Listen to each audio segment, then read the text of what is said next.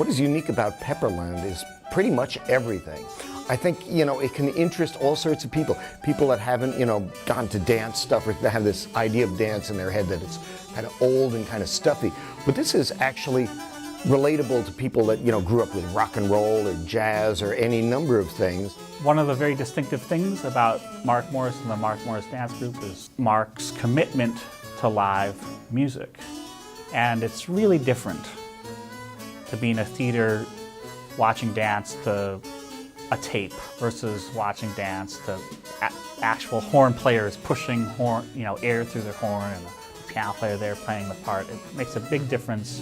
I think the real thing is just how attentive he is to exactly what's happening, knowing exactly what's happening with the music. He's really right in there. It's like he's one of the musicians, even though he's not playing anything.